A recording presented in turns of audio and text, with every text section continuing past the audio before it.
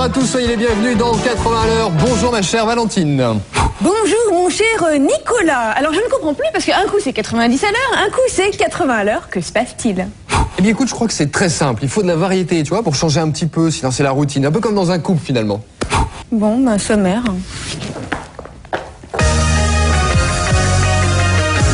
Aujourd'hui, direction les années 80 avec Le Père Noël est une ordure, confessé par Gérard Jugnot. On s'amusera avec l'actualité de 83 dans l'Actu Quiz. On reviendra sur la joyeuse bande des Fraggle Rock pour s'envoler dans le village dans les nuages. Côté musique, on se replongera dans l'année 86 de Daniel Balavoine. Pour finir avec Ricky ou la belle vie, allez à toi Ricky, top départ. 1, 2, 3. Voilà, donc aujourd'hui on se balade dans les années 80 et nous on se regarde un reportage sur les Fraggle Rock et puis on s'envoie la semaine prochaine. Je vous dois combien sinon? Rappelez-vous, dans les années 70, le Muppet Show triomphait sur tous les écrans de télé du monde entier. Ces marionnettes comiques, qui avaient pour papa l'américain Jim Henson, devront un beau jour partager la vedette avec d'autres Muppets, les Fraggle Rock. Nous sommes en 1983 et la vague Fraggle déferle sur la France.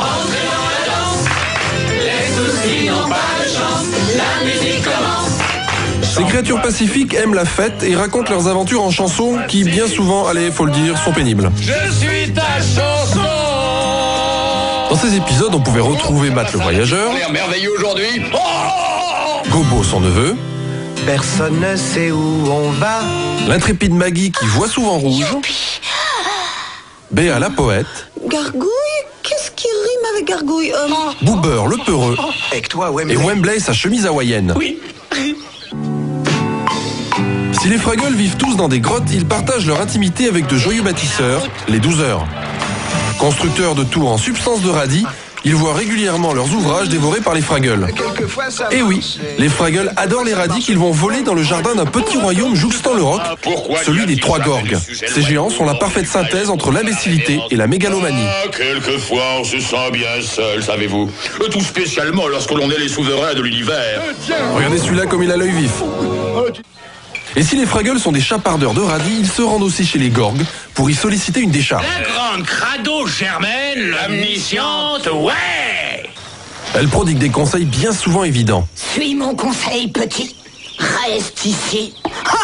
Mais bon, une poubelle qui parle, c'est déjà assez rare. Alors qu'il était où comme ça? Mais qu'est-ce qui se passe? Où sommes-nous? Oh, on dirait un théâtre. Mais oui, c'est ça. Le problème, c'est que je vois pas le rapport avec les Fraggle Rock, moi. Bonjour, entrez. Entrez dans la danse, comme on dit dans les Fraggle Rock.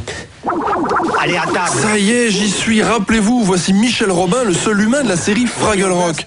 Sociétaire de la comédie française, il joue aujourd'hui dans Le Dindon de Feydeau. Mais bon de là, que faisait-il dans cette série américaine? Jim Henson a tourné ça, je crois, au Canada. Et il a exigé que pour toutes les versions étrangères, c'est-à-dire, je crois qu'il y en a eu, mais 30, je ne sais pas combien, qu'on retourne et qu'on réécrive, parce que c'est réécrire toutes les séquences avec le seul personnage humain de l'histoire. 1, 2, 3. Moi, j'étais un cuisinier de la nouvelle cuisine, et que, par exemple, les Anglais, je sais que c'était un gardien de phare. Et puis, pour les Allemands, c'était autre chose, les Italiens, les je ne sais pas quoi. Ce comédien interprétant un cuisinier spécialiste des frites Melba avait pour seul compagnon Croquette, un chien collectionneur de timbres, seul conscient de l'existence des Fraggle. Le marionnettiste principal, celui qui remuait la tête et les oreilles, et celui qui faisait wawa et qui il jouait sur son visage, quand on voyait son visage en dessous, comme ça, il jouait tout absolument. Bon, quand le chien était désespéré, il était sa tête à lui était complètement désespérée. Et ce que vous ne saviez pas, c'est que les marionnettistes travaillaient en dessous de ce décor de cuisine. On ne sait jamais, hein. Tu pourrais t'allumer alors. Ils étaient debout, en dessous, ils pouvaient être debout et il y avait la place à la limite du chien où c'était peut-être à 2 mètres. Si en France, les Fraggle se sont tués en 1986, Jim Henson et ses marionnettistes développaient depuis longtemps des projets pour le cinéma. C'est ainsi que Dark Crystal voit le jour en 1982, tout comme Labyrinthe en 1986. Plus proche de nous, La Bête du Pacte des Loups sort tout droit des studios d'animation Henson et croyez-moi, 16 ans après son arrêt, l'effet Fraggle est loin d'être retombé. J'habite à côté du Parc des Princes et quand il y a des matchs de foot, il y a tous les CRS qui sont dans les cars, qui sont là. Et tous me reconnaissent parce qu'ils ont à peu près l'âge. Oh, les Fraggles, alors ils sont dans leur car avec tout machin, et moi je suis en train de... Je leur dis bonjour, bon, bien sûr. Juste après la pub, on ira s'envoler dans le village dans les nuages. Côté musique, on se replongera dans l'année 86 de Daniel Balavoine pour finir avec Ricky ou La Belle Vie. Bon allez, on reste vautré sur son canapé et on revient tout de suite. Tchou. Nous, on va se regarder un reportage de Catherine Benmahor sur le village dans les nuages pour essayer d'élucider ce mystère. Bon, je vous dois combien?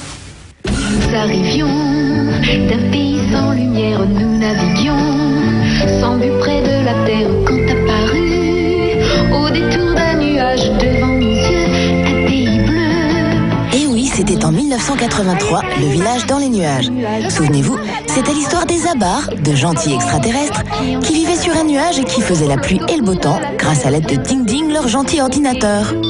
Bonne nouvelle, nous, on a retrouvé Christophe Izard, le papa des Abars, et on est allé le voir rien que pour vous, petit Vénard. Ah alors, il est là. Moi, j'ai toujours été partisan pour les petits de leur donner une télévision qui les conforte, qui les rassure. Parce que je crois que, bon, il y a un jour où il faut montrer la vérité aux enfants, mais plus quand ils sont petits, on leur donne confiance en eux, on les rassure sur le monde qui les entoure, plus après, ils sont armés pour se défendre dans la vie. Bon, alors, qui veut faire une partie avec Miss Borington? Eh, dites, vous trouvez pas qu'il y a une petite ressemblance entre Patanoc et Casimir? Oui. Bon allez, je vous le dis. Christophe Izard, le papa des Abars, était aussi le papa du dinosaure et de ses potes de l'île aux enfants. Mais alors, pourquoi avoir troqué Casimir contre Patanoc, monsieur Izard? Moi, je n'y suis pour rien. Après 8 ans de diffusion à l'antenne, bon, l'émission, pour moi, s'usait un petit peu. Je trouve qu'on tournait un peu en rond. Donc, on voulait des émissions plus dynamiques, plus rythmées. Ouais, ben enfin, si j'étais vous, je rigolerais pas trop, hein. Parce que malgré tous les points communs entre les deux émissions, personnages joufflus et sympatoches, décors peace and love et petites séquences intercalaires rigolotes. Tiens, regardez par exemple celle-là.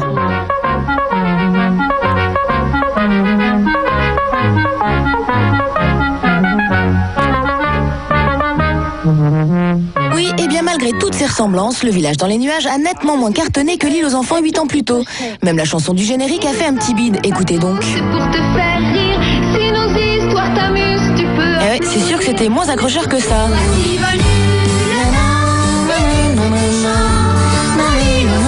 Bon alors dites, monsieur Izard, pourquoi le village n'a pas eu le succès de l'île? Donc l'émission a été d'abord décalée à 5h, puis à 4h30, puis elle est revenue à 5h20, puis elle est repassée à 6h. Et donc, pour les enfants, c'était terrible. Automatiquement, ils étaient un peu perdus. Et je pense que c'est ça qui a empêché le village dans les nuages d'avoir le même impact que l'île aux enfants. Mais bon, le village dans les nuages, c'est quand même quelques anecdotes qui vous rappelleront de bons souvenirs. Comme par exemple les parties endiablées de fluo-raquettes.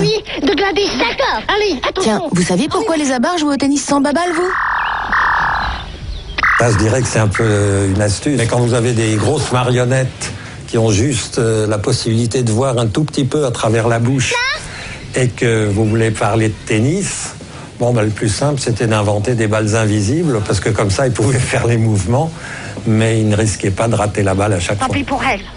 Et est-ce que vous saviez qui se cachait derrière la marionnette d'Oscar?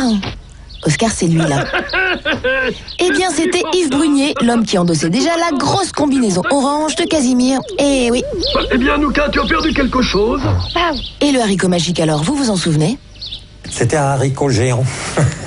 C'est-à-dire que quand les Abars voulaient descendre sur Terre ou voulaient faire monter quelqu'un, ils ont l'ordinateur du village, qui s'appelait Ding Ding, envoyait une graine de haricot géant qui poussait instantanément et qui arrivait jusqu'au nuage. Et ça servait d'escalier. Et ce haricot a même permis à quelques comédiens en herbe de faire leurs premières armes. Tenez par exemple. C'est la plus belle que je n'ai jamais vue. Vous nous avez sauvé la vie. Nous allions mourir de soif. Et oui, c'est bien Smaïn. Mais bon, malgré tous ces bons souvenirs, les aventures de la famille Zabar n'auront duré que 3 ans, puisque l'émission s'arrêtera définitivement en 1985. Mais quelle fleur! Il s'est révélé que c'était beaucoup moins cher d'acheter des dessins animés aux Japonais que de fabriquer une émission 100% française avec des comédiens, des dessins animés, des décors, etc. Et oui, facilité et rentabilité sont aujourd'hui devenues priorité pour les chaînes de télé. Le village dans les nuages restera malgré tout gravé à jamais dans nos mémoires. Et pour ça, moi je dis merci Monsieur Huizard de nous avoir fait rêver pendant nos 12 années. Allez, au revoir. Allez, on continue d'explorer les années 80. Écoute, regarde ce sujet d'Ingrid Angelou. Tu vas voir que Ricky ou la Belleville, lui, il savait vivre. S'il y a bien un héros dans les années 80 que nous envions tous, c'est sans aucun doute Ricky de la série Ricky ou la belle vie, apparue sur le petit écran en France en 1986. Non seulement Ricky avait bel et bien une belle vie, mais surtout il avait une maison idéale qui a fait rêver tous les enfants du monde. Pour ceux qui n'auraient pas grandi avec Ricky, l'histoire est simple. Ricky vit avec son père Edouard et sa belle-mère Kate. Ce n'est pas ça qui t'empêchera de perdre. Edouard est un multimillionnaire qui a gardé son âme d'enfant et qui essaye de prendre son rôle de père au sérieux. Oh, ok, je ferais n'importe quoi pour Ricky. Oui, à part d'aller camper. Entre nous, je crois que c'est l'endroit parfait pour camper. Entouré de son meilleur ami Alfonso et de Kate, sa confidente, durant 5 saisons, Ricky va grandir, traverser l'adolescence, connaître ses premiers flirts et ses premières déceptions. Ça va comme un type qui s'est fait jeter.